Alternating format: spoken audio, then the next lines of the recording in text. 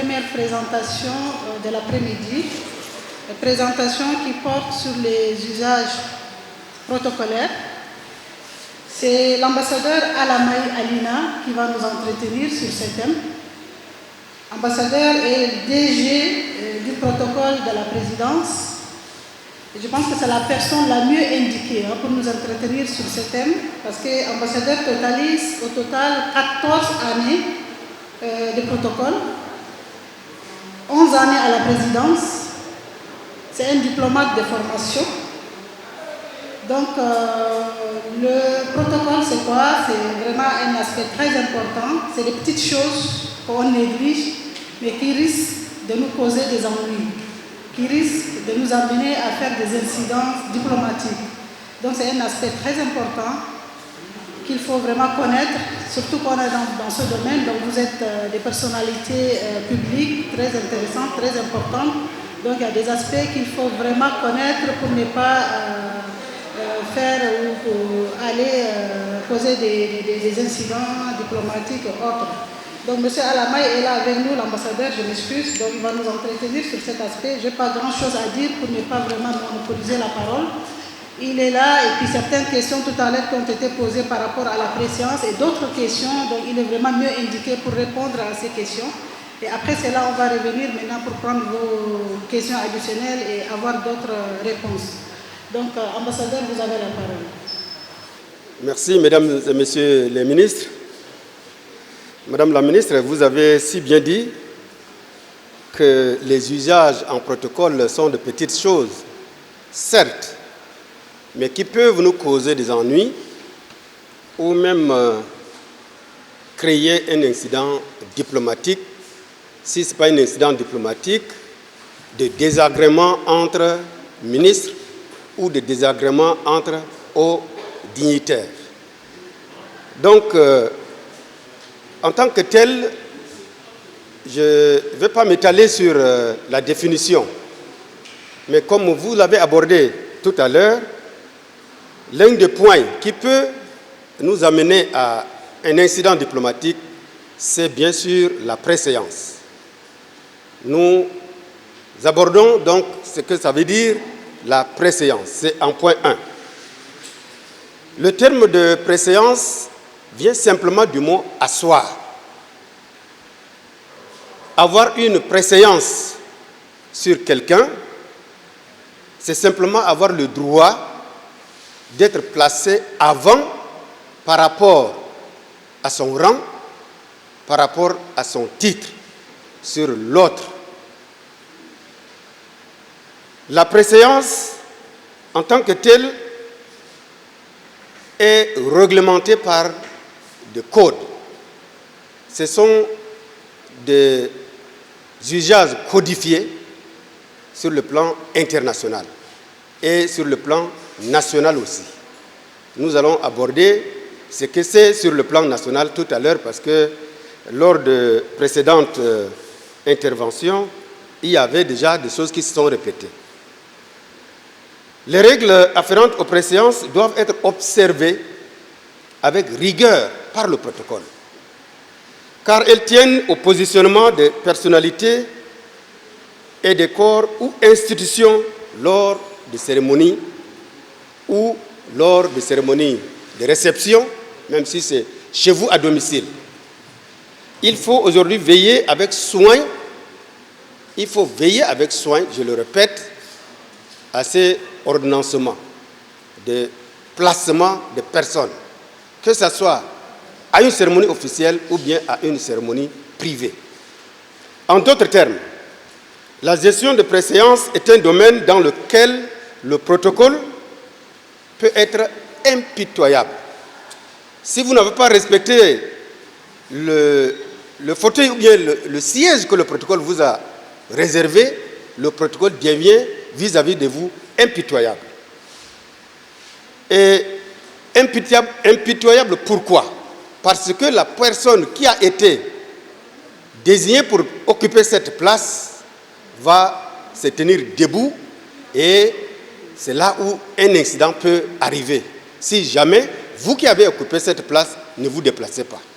Donc, à cet égard-là, le protocole ne fait pas cadeau. Et c'est pourquoi, des fois, on considère que les protocoles, quelquefois, sont arrogants vis-à-vis des responsables. Les préséances ne se délèguent pas.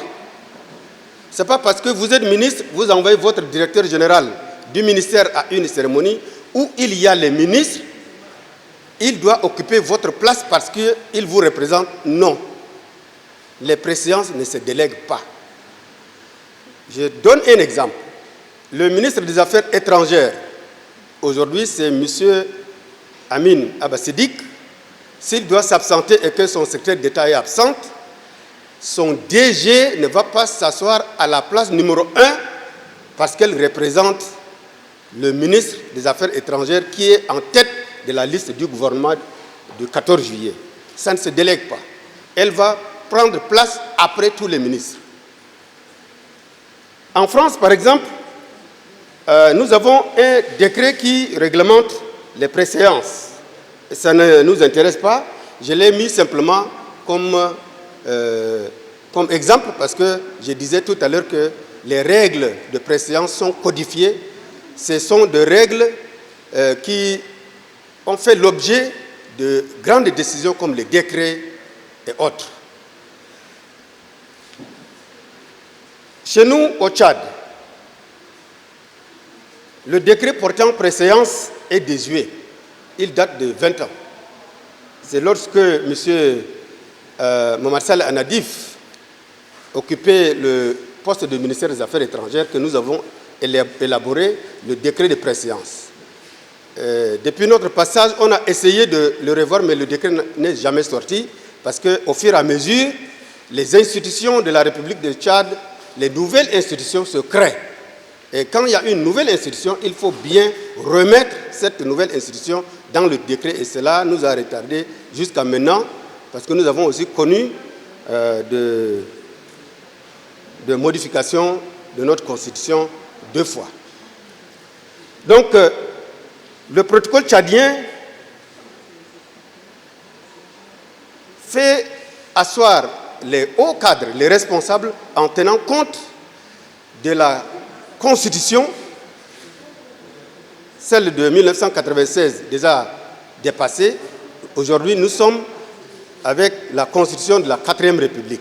Et cette Constitution fait en sorte que, en préséance, il y a le président de la République. Après le président de la République, nous avons le président de l'Assemblée. Après le président de l'Assemblée, nous avons la Cour suprême. Après la Cour suprême, nous avons le Haut Conseil des collectivités autonomes et des chefferies traditionnelles. Après le Haut Conseil, nous avons le Conseil économique, social et culturel. Après le Conseil social et culturel, c'est la CNDH, même si elle vient d'être créée, la Constitution l'avait déjà prévue. Et enfin, la HAMA, qui clôt ce qu'on appelle les grandes institutions chez nous ici. Après les grandes institutions, c'est vous, mesdames et messieurs les ministres, qui passez en préséance. Donc, si vous voyez un membre d'une grande institution assis, je vous prierai de ne pas prendre sa place parce que ce n'est pas la place qui vous convient. La place qui vous convient, c'est celle de ministre. C'est quelques règles internes. C'est le décret 1577 du 14 juillet 2020 pris par le président de la République. Dans ce décret, en article 1, le gouvernement de la République du Tchad est remanié comme suit. 1. C'est là où on dit que la préséance, c'est l'ordre et c'est la place convenable. L'ordre, c'est le numéro 1. Le numéro 1, c'est le ministre d'État, secrétaire général de la présidence. Le numéro 2, c'est le ministre des Affaires étrangères, autant pour moi. Le numéro 3, c'est monsieur le ministre de la Sécurité publique, ainsi de suite, jusqu'à le dernier numéro. Si vous n'êtes pas en 3e position lors d'une cérémonie officielle, ne vous asseyez pas à la 3e position. Parce que vous n'êtes pas en préséance. En préséance, vous n'occupez pas la 3e position. Il nous est revenu que certains membres du gouvernement refusent. Ils s'assoient à côté de leurs amis. Or, en matière de préséance, il n'y a pas cette considération d'amitié ou bien de frère. C'est une règle qui est codifiée.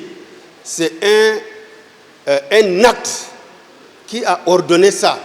Le président de la République a des pouvoirs discrétionnaires. La priorité d'un ministère quelconque est la personne qui l'occupe.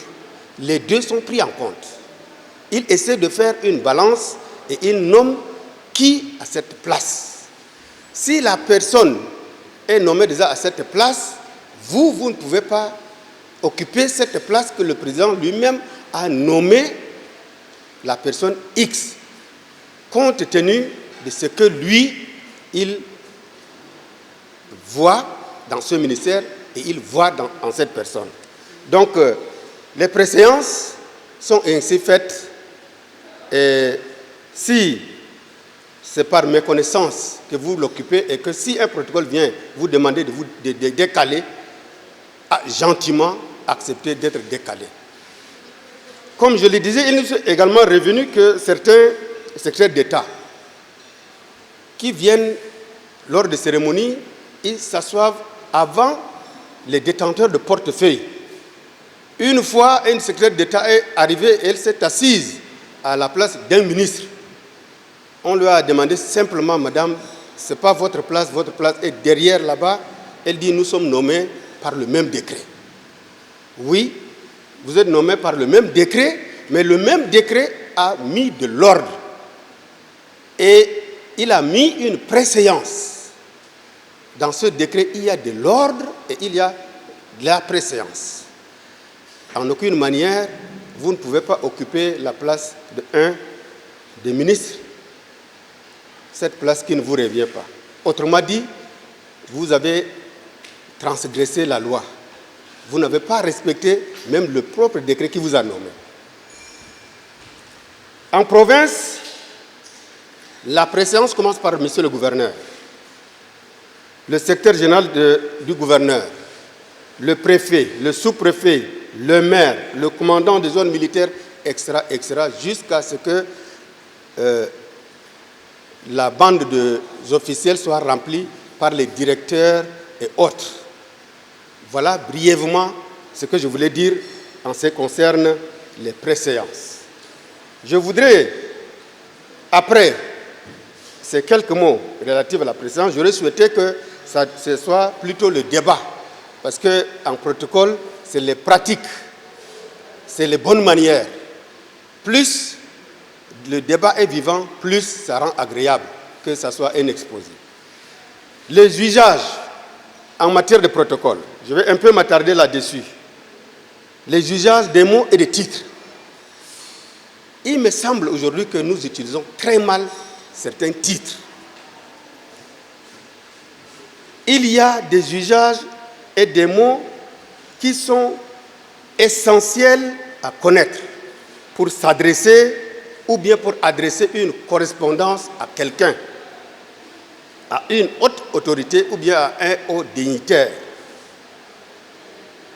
Ce sont des règles qui président aux bienséances relationnelles.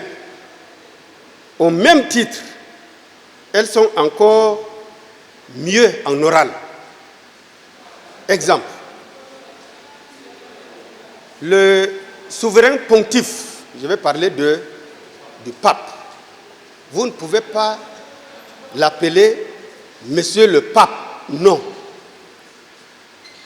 On l'appelle très Saint-Père ou bien souverain pontife. Il ne porte pas le titre de Monsieur le pape. Il porte un titre de dignité religieuse. Si vous voulez écrire une correspondance au pape, vous commencez par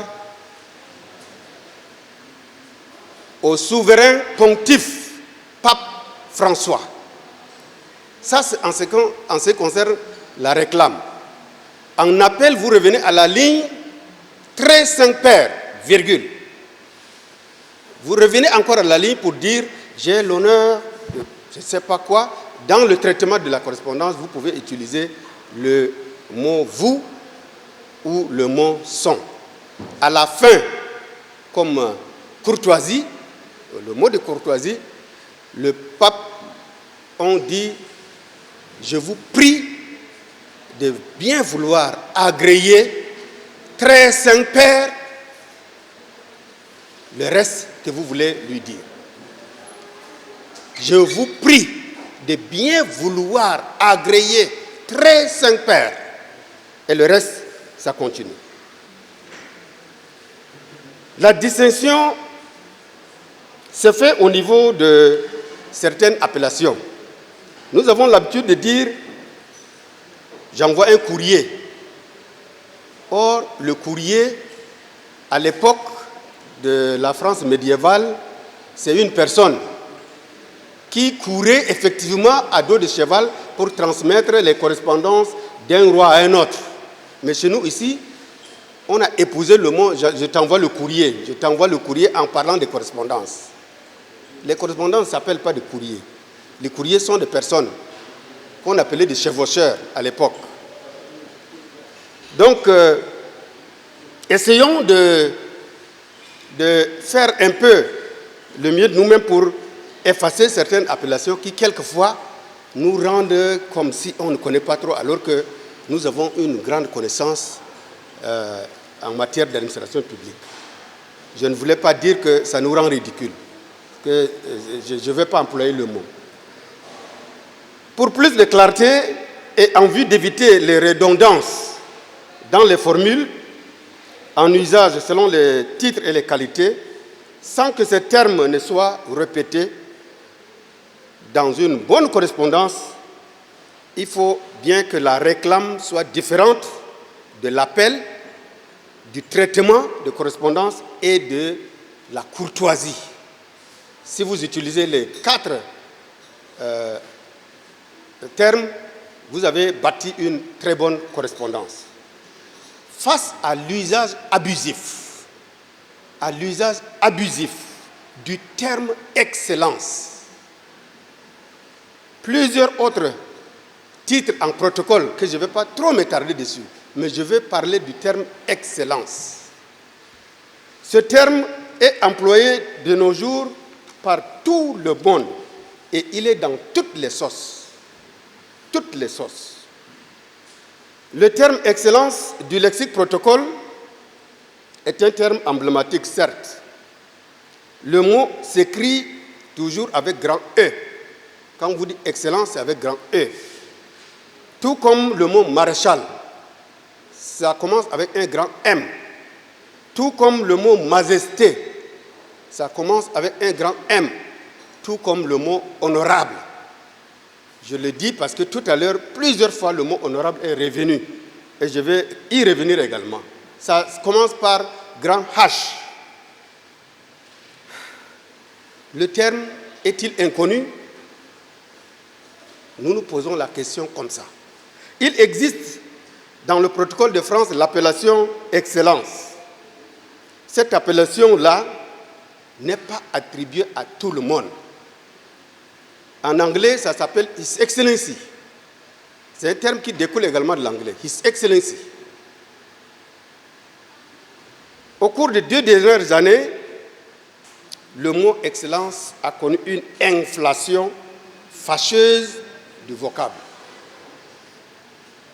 Comme je l'ai dit, on l'emploie de manière inappropriée à tous les niveaux de personnalités et de dignitaires. La tendance est si prononcée que des chefs de village, on les appelle excellence. Des sous-préfets, on les appelle excellence. Des préfets, on les appelle excellence. Des gouverneurs, on les appelle excellence. Des ministres, on les appelle excellence. Bref, tout le monde est devenu excellence. Même moi, on m'appelle excellence.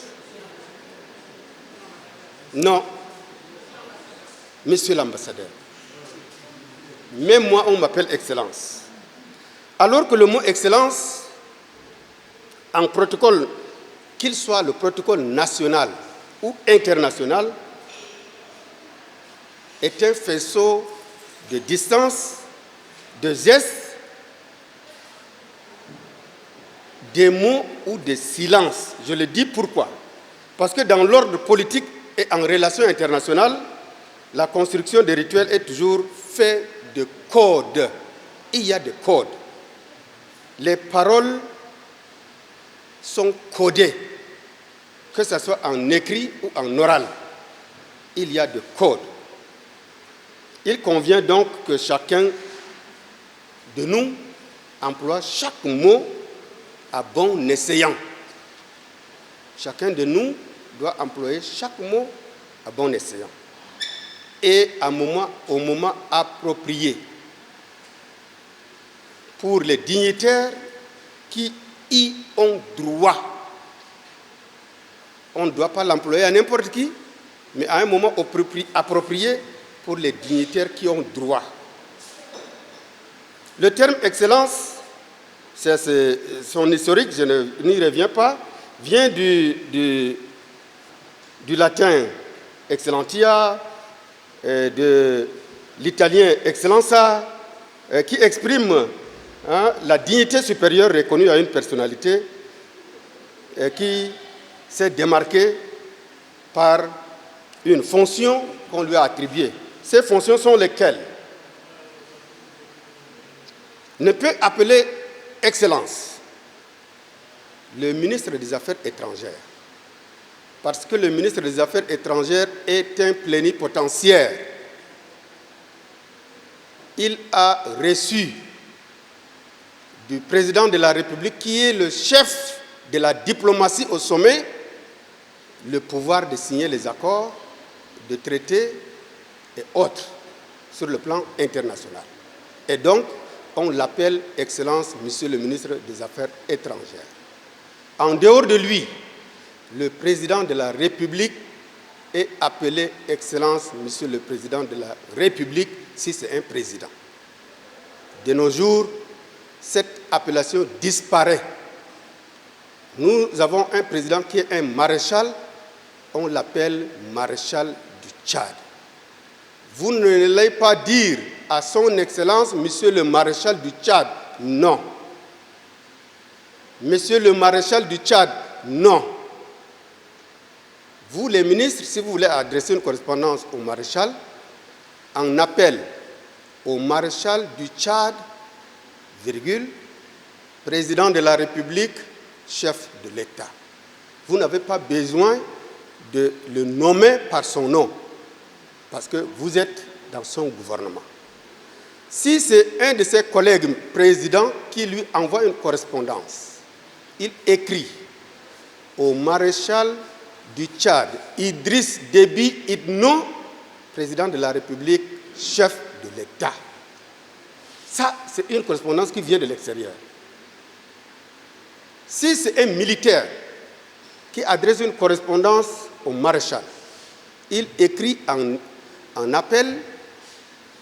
réclame au maréchal du Tchad, Idriss Déby Itno, président de la République, chef de l'État, chef suprême des armées. Rien que pour les militaires.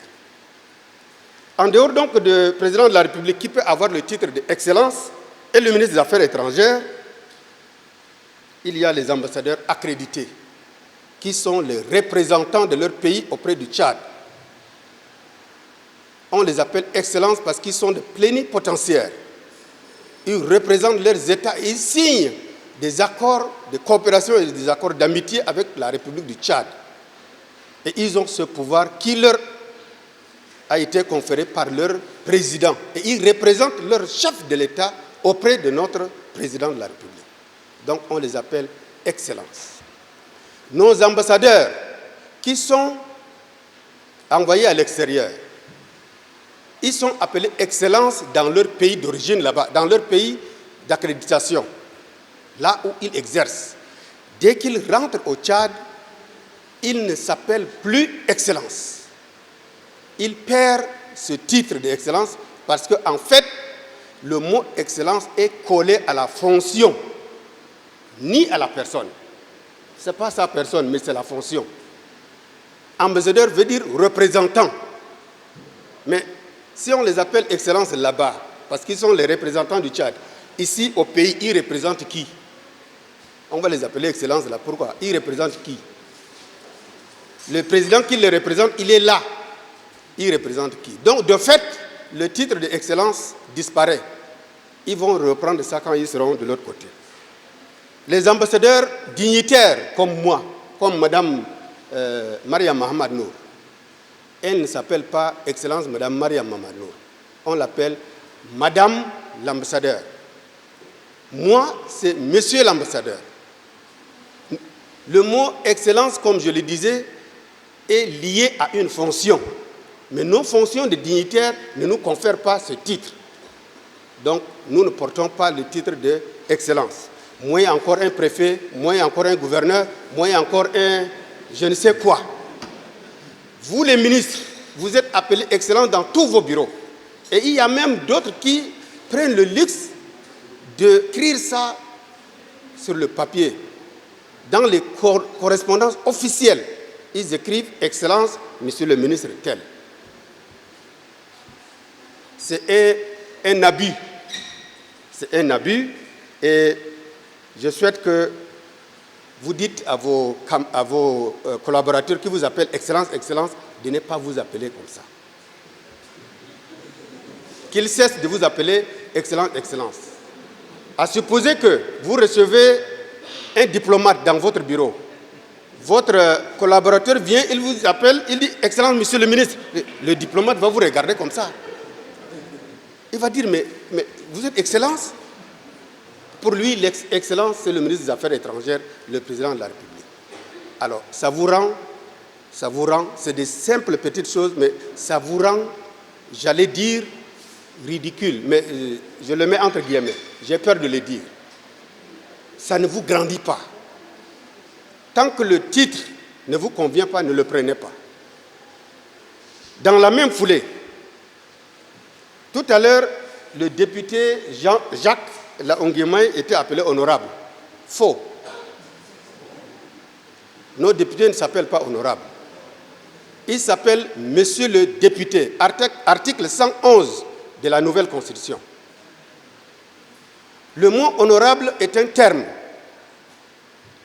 qui est employé dans les pays anglophones pour désigner en même temps les députés et en même temps les ministres. Vous prenez le Rwanda. Un ministre, il l'appelle honorable. Au Nigeria, ici à côté. Le Cameroun, anglophone, francophone, leurs députés, ils ont épousé le terme de honorable. Aujourd'hui, tous nos députés signent les documents honorables. Ils ont trouvé ça où? C'est eux les législateurs. Ils ont trouvé ça où? La Constitution dit, article 111, nos députés s'appellent Messieurs et Mesdames les députés. Le président de l'Assemblée s'appelle Monsieur le Président de l'Assemblée. Des fois, on l'appelle très honorable Président de l'Assemblée. Très honorable. Est-il le sommet? J'attrape la tête. À ce que je sache, il y a un seul sommet. Je ne veux pas vraiment faire un commentaire. Il y a un seul sommet. Très honorable Président de l'Assemblée. Ah! Voilà. Donc, le mot n'est pas c'est pas un mot qu'on doit employer n'importe comment. Prenez la France. Le mot honorable, le mot excellence n'existe pas. Monsieur Macron, président de la République française, si vous lui envoyez une correspondance, vous dites à son excellence, Monsieur Macron, président de la République française, la lettre ou la correspondance risque de ne pas être reçue. C'est eux, leur code n'a pas adopté le titre d'excellence. On l'appelle simplement Monsieur Macron, président de la République française. Et tous ses ministres. Vous ne trouverez jamais le mot excellence sous l'effigie du président Macron, son excellence Monsieur Macron, jamais. Monsieur Macron, président de la République française. Au Canada, le mot excellence n'est attribué qu'au gouverneur général, qui est un chef d'État, en quelque sorte. C'est un autre système, le gouverneur général et le président de la République. Il a aussi le titre d'excellence. Aux États-Unis, il n'y en a pas. Excellence, Monsieur Trump, il n'y en a pas. Si vous dites ça, il va même dire que ce n'est pas lui que vous avez appelé. il va se retourner pour voir qui vous appelez Excellence. Ça n'existe pas. En Italie, ça n'existe pas non plus. Donc, frères et sœurs, mesdames et messieurs les ministres, n'abusons pas des termes. Les termes sont bien, c'est bien qu'on vous fasse grandir, mais attendez le jour où vous allez devenir grand, prenez ce titre. Soyons heureux de la place qui nous convient. Si vous êtes ministre, soyez heureux d'être appelé Monsieur le ministre, au lieu de Son Excellence Monsieur le ministre. Si vous êtes DG, soyez heureux de porter le titre de DG, au lieu de dire Excellence Monsieur le DG. Je ne vais pas aborder d'autres termes, d'autres appellations, parce que je l'ai déjà dit en 2018, j'ai fait une émission par rapport à ça. Aujourd'hui, un garçon de salle, si vous ne l'appelez pas docteur, il va vous faire retarder. Au lieu que le médecin vous reçoive rapidement, il va vous faire retarder. Il vous ferme la porte. Un chef de canton, aujourd'hui, au lieu de dire que je suis le chef de canton, tous les décrets, les nommants, les désignent chef de canton 2. Aujourd'hui, il s'appelle Majesté. Non. Abus de langage. Pardon. Abus de titre. Abus de titre. Donc, en parlant donc de ces abus, je voulais simplement dire aussi que nous-mêmes, protocole, des fois, on est aussi fautifs. On est fautifs parce que certains de nos agents, pour faire plaisir, par exemple, au ministre Oudengar David, qui a servi longtemps à la présidence, quand il arrive, mes gars l'accueillent, Excellence, Excellence, Excellence. Et lui, ça le plaît. Ça le plaît. Au lieu de dire, écoutez, je ne suis pas excellent, ne m'appelle pas comme ça le plaît et il accepte. Et ceux qui ne connaissent pas les règles suivent et demain, ils trouvent le ministre Oudengar David, ils vont l'appeler aussi Excellence. Donc il y a une part de responsabilité de nous, les protocoles aussi, quelquefois, qui induisons les gens en erreur. La faute ne revient pas à tout le monde, mais nous aussi, la faute nous revient. Le président de l'Assemblée arrive à la présidence, appelé par le maréchal, en allant l'accueillir, très honorable, très en cours même. Je ne sais pas qu'est-ce qu'en faisant ça, il y a derrière quoi, je ne sais pas. Je ne sais pas, malgré les observations que nous faisons, mais cela persiste. Je souhaite que, mesdames et messieurs les ministres, vous avez une responsabilité ici à l'intérieur du pays et à l'extérieur du pays. Vous êtes appelé Excellence quand vous êtes muni de plein pouvoir pour aller représenter le Tchad quelque part.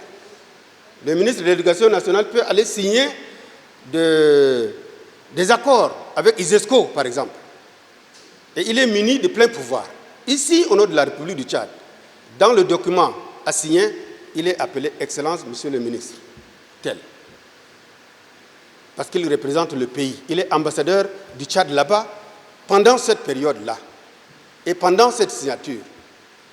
Et il est muni de plein pouvoir signé par soit le ministre des Affaires étrangères à l'époque ou soit par le Premier ministre à l'époque. Aujourd'hui, avec le changement, je ne sais pas, est-ce que le ministre d'État a le pouvoir aussi de signer les pleins pouvoirs? En dehors de ça, mesdames et messieurs les ministres, vous êtes mesdames et messieurs les ministres. Vous n'êtes pas des excellences. Seul votre collègue des affaires étrangères peut être appelé Excellence. Moins encore vos directeurs généraux, moins encore nos chefs de village, les préfets, les gouverneurs. Abordons, avant de finir, j'ai déjà fait plus de 30 minutes, quelques mots en ce qui concerne le dress code, l'habillement. Il ne faut pas qu'on mélange des couleurs. Les couleurs, il y a des gens qui préfèrent les couleurs, mais en matière de protocole, évitez les couleurs qui cassent les yeux. C'est quoi les couleurs qui cassent les yeux? Si vous êtes en grand boubou, en blanc, c'est bon. Mais imaginez quelqu'un en costume comme moi, tout blanc, pantalon tout blanc, chaussettes tout blanc, chaussures blancs. On appelle ça les couleurs qui cassent les yeux en matière de protocole.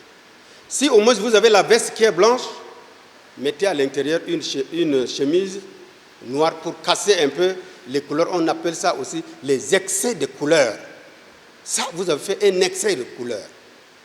Je prends un ministre qui vient habillé d'un costume noir, une chemise très noire, cravate noire, des verres noirs, des chaussures noires. On appelle ça excès de couleurs en matière de protocole. À moins qu'il y ait une cérémonie de deuil où c'est permis. Sinon, c'est un excès de couleurs. Prenez au moins une cravate blanche pour casser votre noir. Ou bien une chemise à l'intérieur blanche pour casser tout le noir. Sinon, on appelle ça excès de couleurs. Les chaussettes doivent remonter au niveau de mollet, ici. Il y a de nos jours des chaussettes qui sont sorties, ça ne s'arrête qu'au niveau des chevilles. Ça ne s'arrête qu'au niveau des chevilles. Ça, en matière de protocole, ce n'est pas admis. Ce n'est pas admis. Parce que on ne doit pas montrer une partie de son corps. On ne montre pas une partie de son corps. Les chaussures doivent être bien nettoyées, doivent briller, doivent avoir à l'intérieur des chaussettes propres. De grâce, si vous êtes en conseil des ministres ou bien en réunion avec vos collaborateurs, n'enlevez pas les chaussures. N'enlevez pas les chaussures et restez en chaussettes. Ça s'appelle un peu l'incommodité. Ça ne vous rend pas commode vis-à-vis de vos collaborateurs. Ça risque de vous faire en sorte que le respect devienne de moins en moins. Plus vous vous imposez en vous faisant respecter, plus vos collaborateurs vous respectent. Le respect s'impose et ça s'arrache par des petits gestes. Par des petits gestes. Les chemises doivent être des chemises manches longues. Des chemises manches longues. Si vous êtes en costume, évitez de nos jours les chemises qui sont également fermées ici. On appelle ça excès de boutonnade également. Parce que vous avez deux boutons ici. Également à l'intérieur de ces chemises, il y a des boutons. Les deux cols doivent être des cols sans boutons. Et les chemises doivent être mises à l'intérieur du pantalon pour nous les hommes. Ce n'est pas que vous portez les costumes et puis portant les cravates genre Cancan, Jean-Michel Cancan, où la chemise saute sur la ceinture. Non, la chemise doit être mise à l'intérieur du pantalon.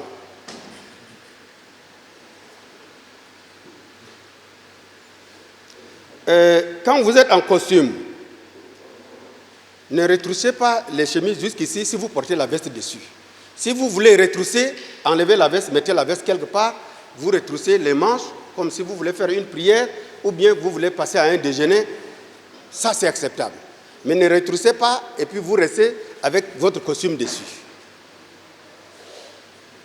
Le costume lui-même ne doit pas être fermé en totalité. Si vous portez un costume qui a 3 boutons, fermez celui du milieu.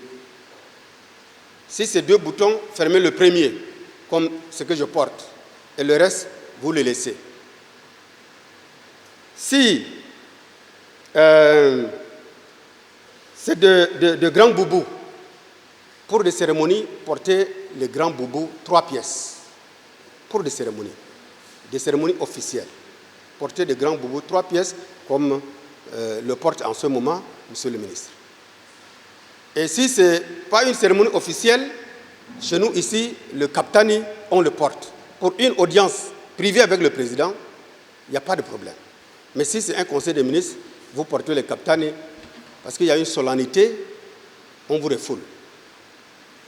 On vous refoule. Il faut porter donc soit le grand boubou 3 pièces, soit les costumes. Le capitaine, vous les porterez quand vous voulez. Je suis un peu pris par le temps. Je vais très rapidement parler également de cravates pour nous les hommes qui portons les cravates. Il ne faut pas que le nœud des cravates soit très gros comme ça.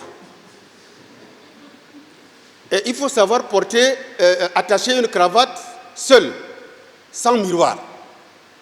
Exercez-vous. Pour ne pas tomber peut-être dans un petit machin, vous partez quelque part, vous vous déshabillez et après vous ne trouvez plus quelqu'un qui vous attache votre cravate, vous allez vous promener avec ça entre les mains. Apprenez à attacher les cravates, pas de gros nœuds, mais seul, sans miroir aussi.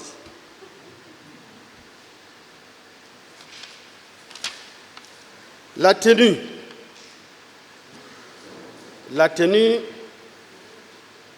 doit être toujours propre et en conformité avec le contexte. La tenue doit être propre et en conformité avec le contexte. Vous partez à une place mortuaire, vous vous habillez très élégamment, sans tenir compte du contexte du décès. Ce n'est pas bon. Ce n'est pas parce que vous êtes élégant que vous portez toujours bien que, même à la place mortuaire, vous allez porter ça. Le code vestimentaire que nous appelons le dress code n'est pas tout à fait favorable à ça. Il n'est pas favorable. Le baise-main, mesdames et messieurs les ministres, vous voyagez beaucoup. Si vous voulez saluer une dame et que cette dame vous est familière, vous voulez faire un baise-main. La dame, en vous saluant, vous savez déjà qu'elle veut que vous lui baisez les mains. Elle vous salue de cette manière. Et vous, quand vous prenez sa main, vous mettez votre pouce au-dessus de sa main. Et quand vous donnez le baiser c'est sur votre pouce. Ce n'est pas sur la main de la femme. Ce n'est pas sur la main de la femme. Et quand vous baisez la main de la femme, ne laissez pas couler la salive. Ne laissez pas couler la salive. Autrement dit, ce n'est plus un baiser de main.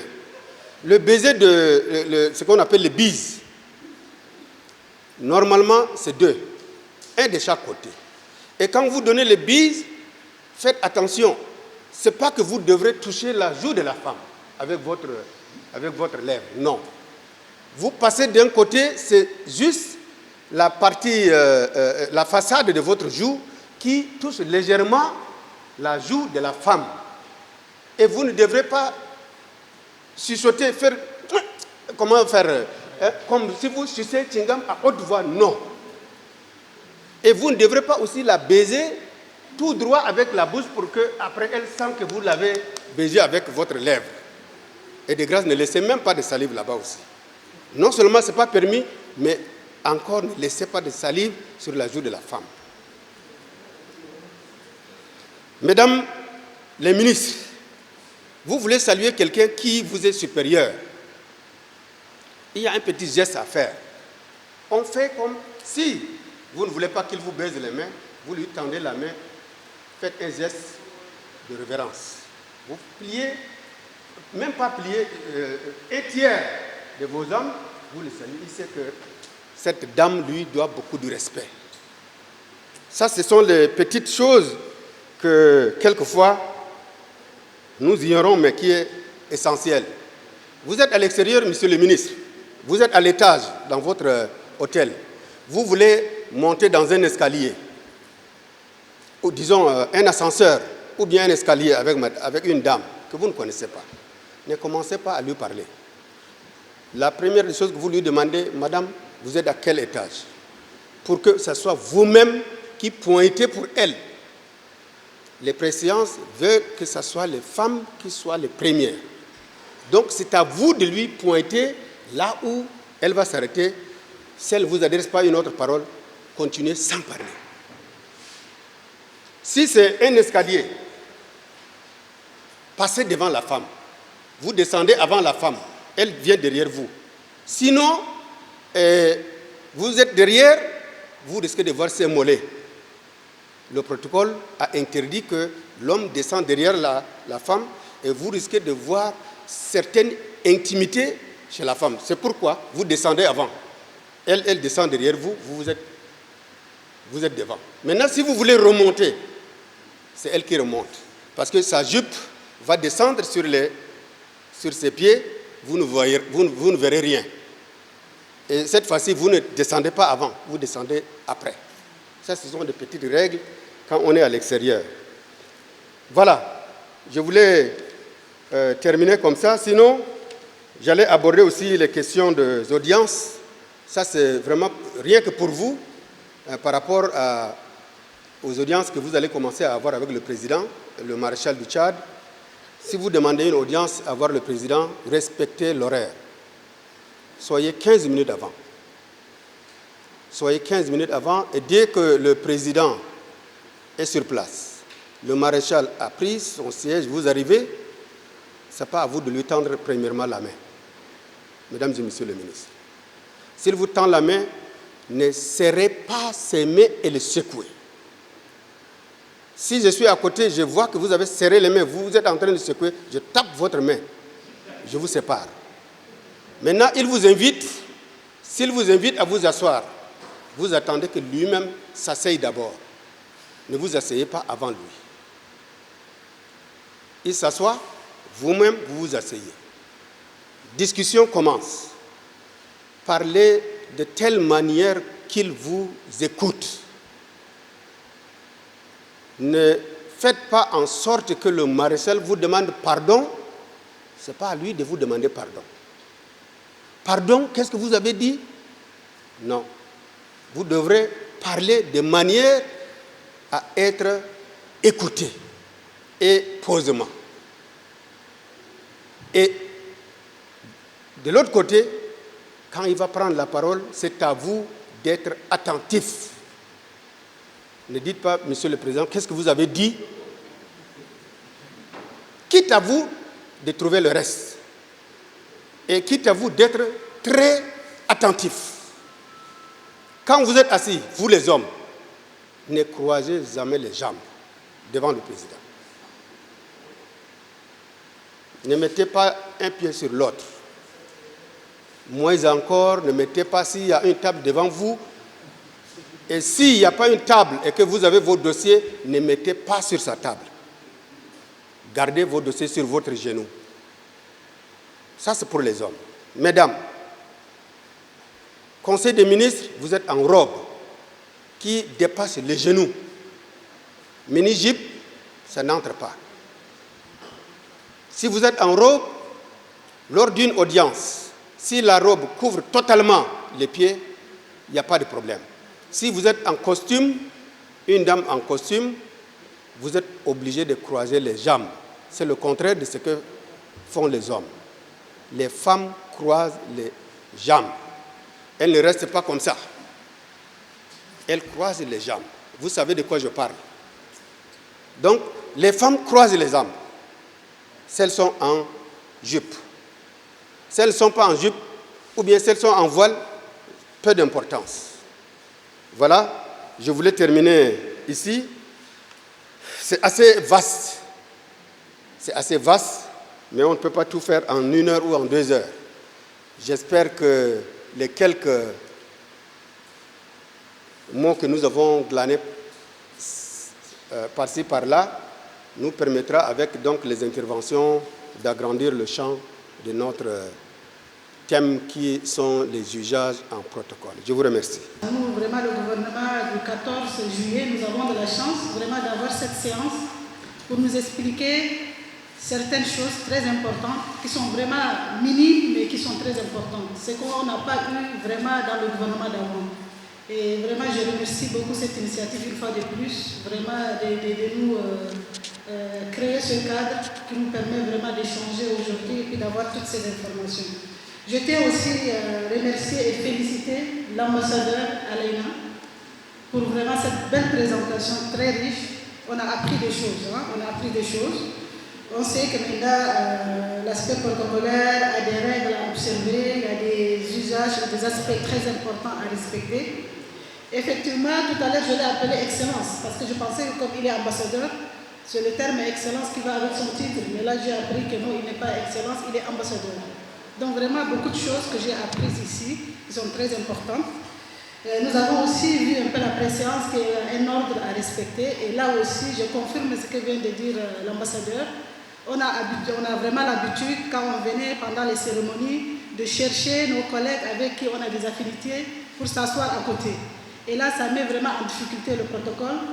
Là, on comprend maintenant vraiment pourquoi ils tiennent absolument qu'on respecte la préséance, il faut respecter l'ordre. Donc, c'est très important. Monsieur l'ambassadeur Alena, je ne sais pas si je peux me permettre en tant que modératrice de poser aussi des questions, parce que c'est tellement important. Vous avez parlé du dress code, où vous avez beaucoup mis l'accent sur les hommes, sur les costumes, sur les cravates, les couleurs, mais nous qui avons l'habitude de porter des voiles, je ne sais pas qu'est-ce qu'il y a comme conseil pour nous par rapport aux excès de couleurs, parce qu'on ne sait pas comment agencer, quelle est la couleur qui va mieux, quelle est la couleur qui choque. Donc, est-ce que vraiment il y a quelque chose qui nous concerne, nous, par rapport vraiment à notre habillement? Ça serait intéressant qu'on puisse le savoir pour ne pas choquer vraiment les autres par rapport à ça.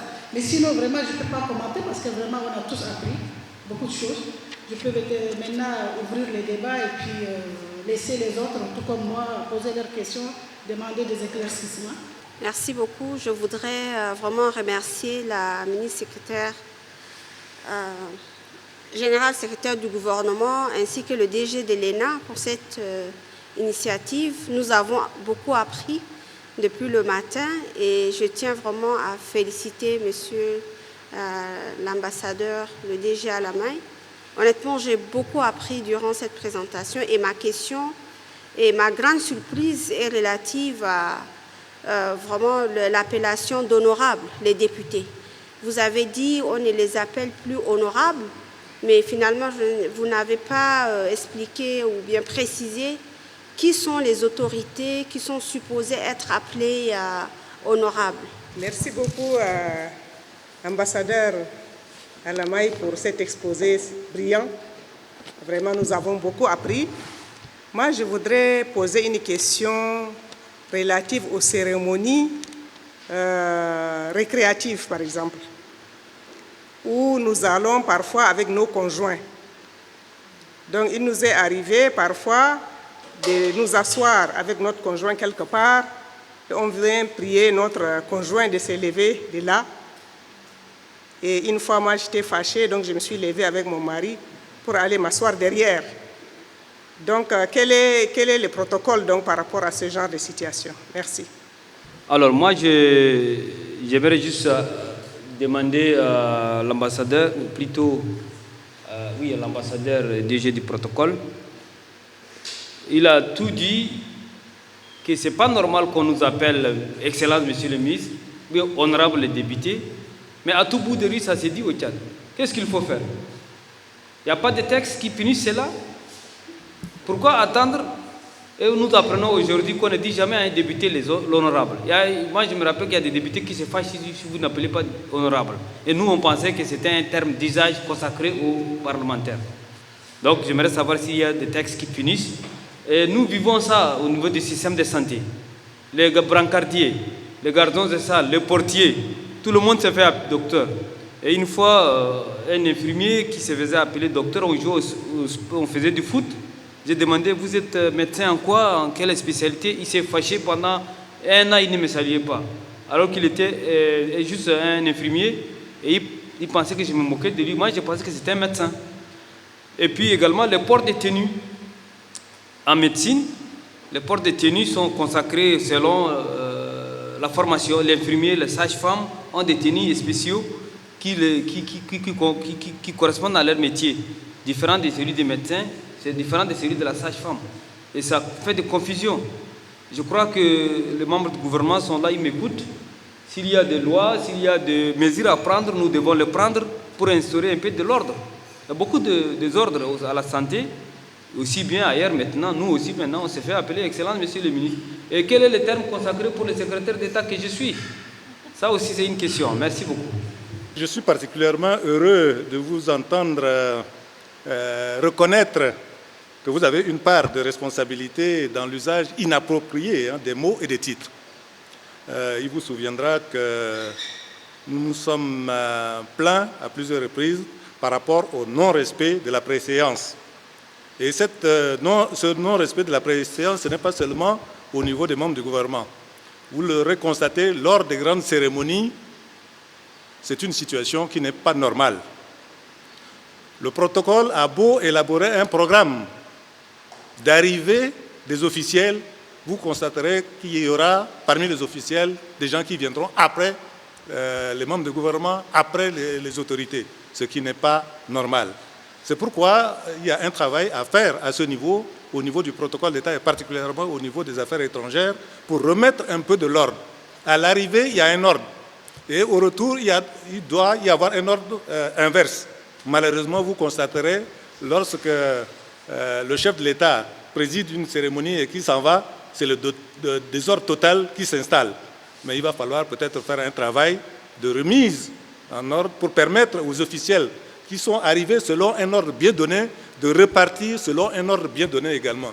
Parce qu'on constate assez souvent que les membres du gouvernement sont complètement égarés, ils attendent leur véhicule, or que des gens qui sont censés attendre sagement quittent avant les membres du gouvernement et avant les autorités, même les présidents des grandes institutions sont là, et là ça pose problème. Donc, monsieur l'ambassadeur, c'est une interpellation en quelque sorte qui vous est faite pour veiller particulièrement à ce que l'ordre soit mis à l'occasion de ces cérémonies-là, parce que ce n'est pas normal.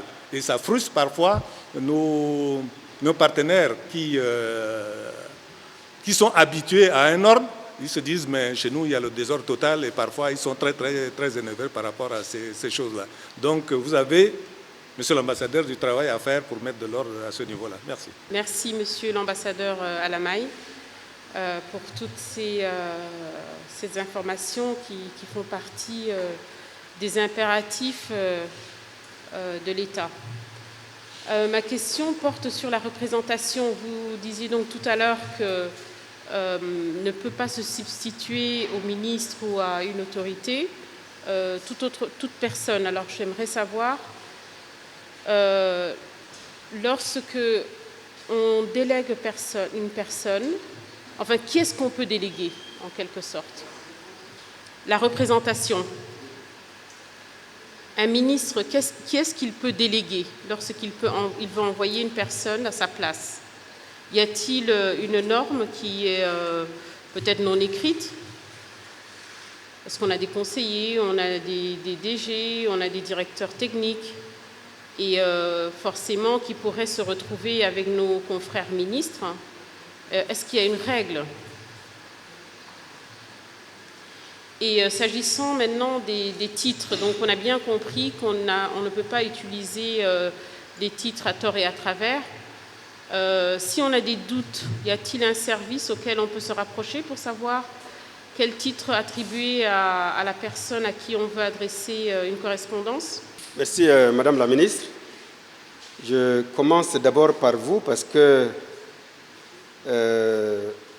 vous avez en quelque sorte posé aussi une question en ce qui concerne les couleurs qui cassent les yeux.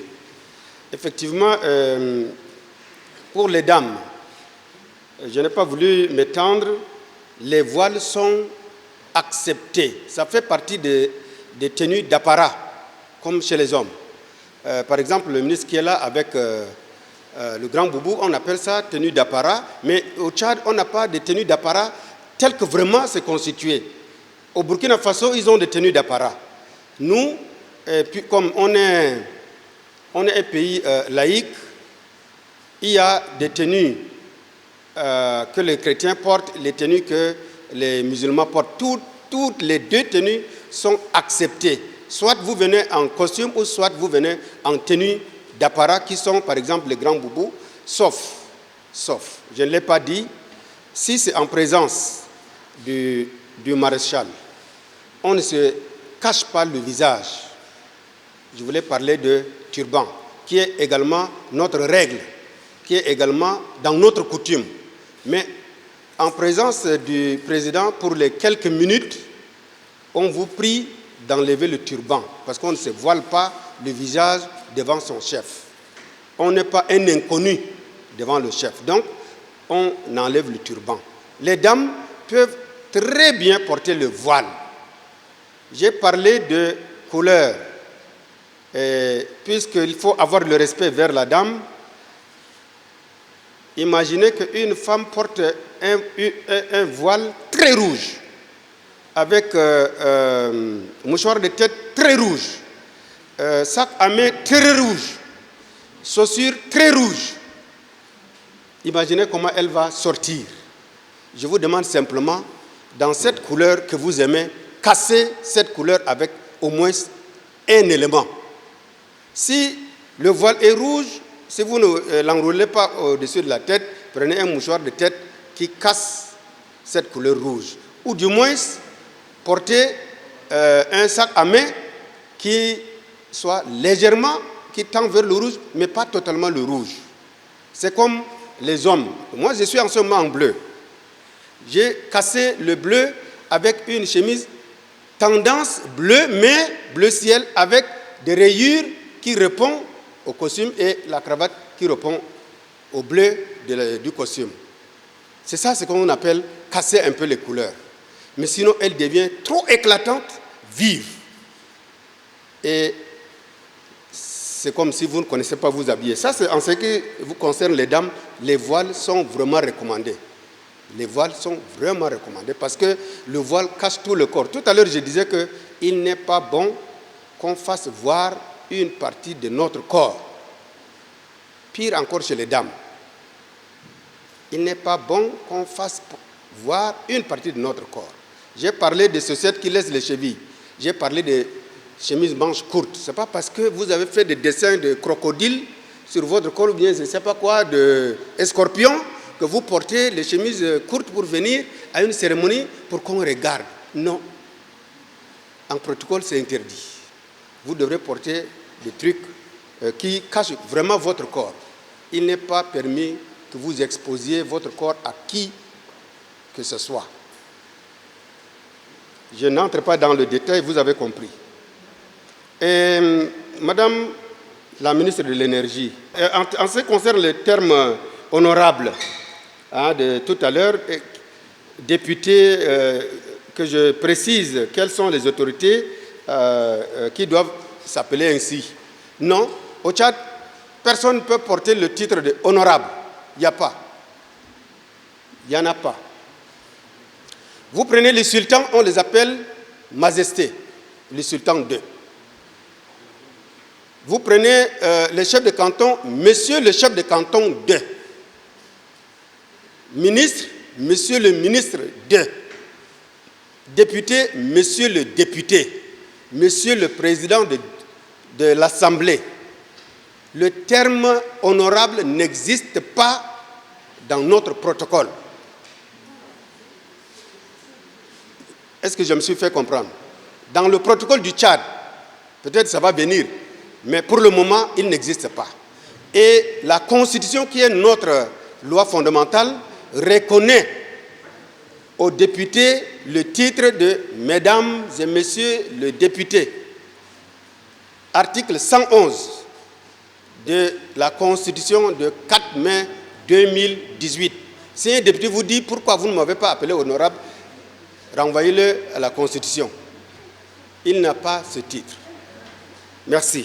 Dans cette soirée, certainement, il peut y avoir les invités de votre mari et vos invités qui peuvent être vos cadets, qui peuvent être aussi de même âge ou bien autres que vous.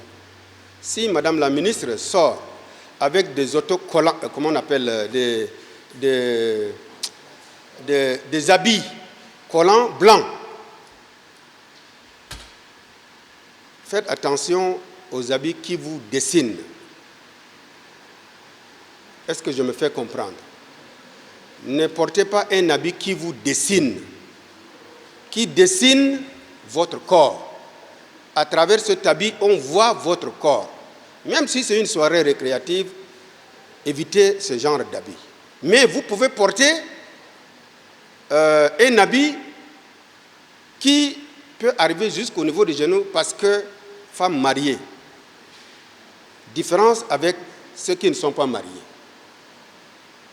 Permis aux non-mariés des trucs qu'on appelle mini-jupe ou je ne sais pas quoi, qui arrivent seulement au niveau de la jambe demi. Hein. Des fois, on tire comme ça. Je vois certaines de mes sœurs, en marchant, elles tirent ça en bas comme ça, tellement qu'en marchant, ça continue à monter. Et des fois, on voit une partie de son corps.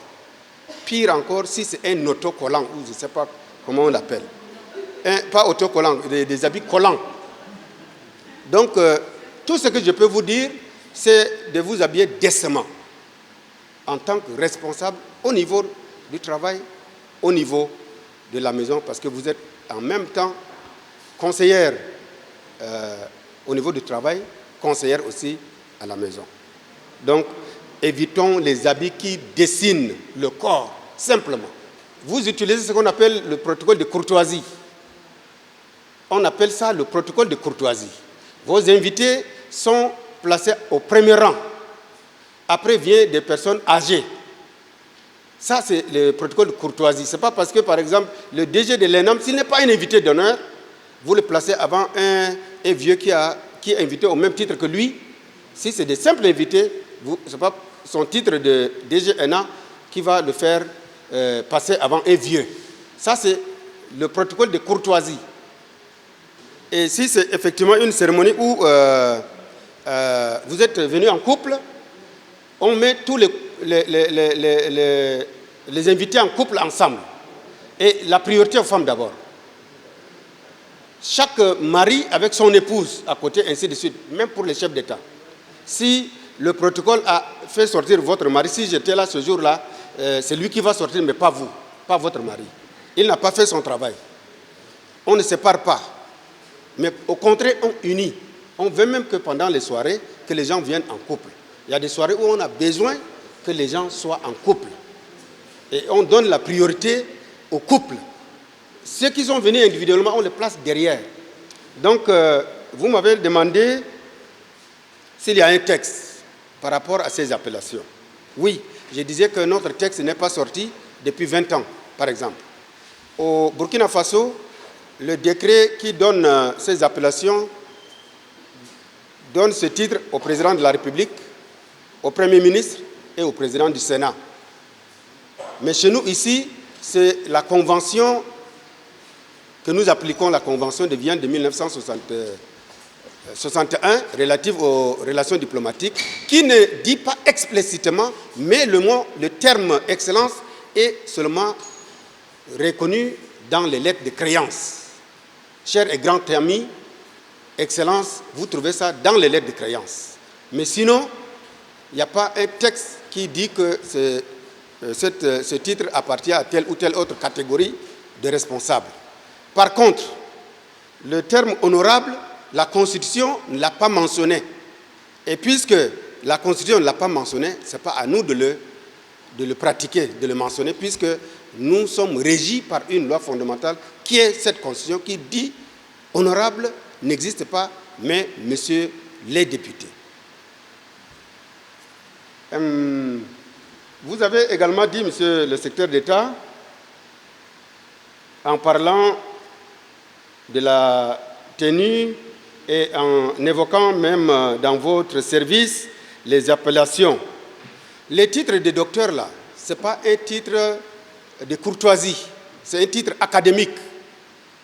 Vous êtes docteur en médecine, il y a docteur en droit, il y a professeur, on appelle ça les titres académiques. Et ces titres-là, on ne peut pas, tant qu'on n'a pas rempli les conditions d'avoir ce titre, on ne peut pas se l'approprier. Et si vos agents, qui sont des infirmiers, s'appellent docteurs, c'est faux. Parce que votre titre de docteur est un titre académique. C'est un titre universitaire. Ce n'est pas un titre de courtoisie. Docteur Oudengar, parce que c'est un universitaire qui a rempli les conditions pour avoir ce titre de docteur. Donc, Je vous cite un exemple, moi aussi, ça m'est arrivé. J'étais en France, malade. Une dame est venue très bien habillée dans vos toges. Je pensais à un médecin. J'ai dit, docteur, je vais attendre. Elle dit, monsieur, je ne suis pas docteur. Je suis l'infirmière. Docteur va passer après. Elle m'a dit comme ça. Et mais si c'était ici au Tchad, si je ne l'avais pas appelé docteur, elle va même me laisser mourir. Elle va même me laisser mourir. Donc, c'est un problème de culture. Peut-être peu à peu, on va apprendre. C'est un problème de culture. Par méconnaissance, peut-être. Ça, c'est par méconnaissance. S'il n'est pas un docteur et que son ministre a proposé au président en le citant docteur, c'est par méconnaissance. Il ne s'est pas très bien renseigné. Il ne s'est pas très bien renseigné. Je continue en répondant à monsieur le ministre de l'Enseignement supérieur. En même temps, il a beaucoup apporté de contributions en ce qui concerne le non-respect de la préséance. Vraiment, c'est un problème auquel je fais face. Depuis plus de 10 ans que je suis au protocole, je fais face à ce problème. Je vous appelle, mesdames et messieurs les ministres, à m'aider à bien faire ce travail. C'est au temps où il y avait la primature. Je l'ai supplié de se retirer. Il a refusé. Je suis reparti, j'ai amené le président, on a fini la cérémonie. J'ai vu le Premier ministre. J'ai dit, voilà ce que le secrétaire d'État a fait. 2 semaines après, le Premier ministre a remplacé ce secrétaire d'État. Qui l'a cherché. En n'ayant pas respecté la signature du président de la République qui a ordonné la liste en tenant compte de l'ordre et des préséances. Ce n'est pas le protocole qu'il n'a pas respecté. Nous, protocole, on n'est rien. Mais il n'a pas respecté la signature de celui qui l'a appelé auprès de lui pour l'aider dans cette tâche. Donc, vraiment, on a un problème. Ce n'est pas seulement les ministres, hein. Partout. Partout. Il y a des gens qui viennent, disent non, vous lui donnez la place, même s'il prend la chaise, il enlève nos papiers là, il froisse, il nous jette, il prend, il se met là-bas. Parce que c'est son ami. C'est un problème de culture. Aidez-nous à bien vous servir. Nous sommes à votre service. Nous sommes au service du gouvernement, au service de la République. Toute chose que vous voyez que ça ne va pas, appelez-nous, même au téléphone, même à l'extérieur. Il y a des ministres qui voyagent, ils sont abandonnés à l'aéroport parce qu'ils ne nous informent pas. Ils ne sont pas accueillis. Aidez-nous à vous servir. Monsieur le ministre, merci pour l'apport que vous avez amené. C'est un défi. J'ai bien pris note. Et avec les efforts des uns et des autres, on va arriver à ce que nos hauts responsables soient vraiment excellents, que ce soit ici, dans leur déplacement ou ailleurs. Aidez-nous à vous servir. C'est un appel également que je vous lance. De mon côté, je vais faire un effort pour que ça soit respecté. De votre côté aussi, aidez-nous. Merci. Dernière question. Madame la ministre, c'est la question venue de l'aménagement du territoire, Madame la ministre. La représentation dans les cérémonies qui désignait, vous avez un organigramme du ministère, madame. Votre organigramme définit directement l'ordre et les préséances. Chaque ministère a un organigramme. Et c'est au vu de cet organigramme que vous vous faites représenter. Que dit votre organigramme? Qui vient en tête? Je crois savoir que c'est le DG, non, des ministères. C'est le DG du ministère. Si vous êtes empêché, envoyez votre directeur général du ministère pour aller présider une cérémonie, vous remplacer. Mais si c'est une cérémonie où il y a les ministres, il ne va pas s'asseoir sur le siège de madame la ministre. Il va prendre la queue. Tous les ministres passent, il est décalé. Parce que la préséance ne se délègue pas. Elle est accordée à la fonction. C'est vous, la ministre de l'aménagement. Ce n'est pas le DG qui vous a remplacé pour quelques minutes. On le décale. Il vient à la fin. Tous les ministres passent et il vient à la fin. Voilà tout ce que je peux vous dire. Considérez votre organigramme comme étant l'ordre de préséance. Et si le DG n'est pas là, celui qui vient après le deuxième, ainsi de suite, désigné parmi ces gens. Je vous remercie, madame.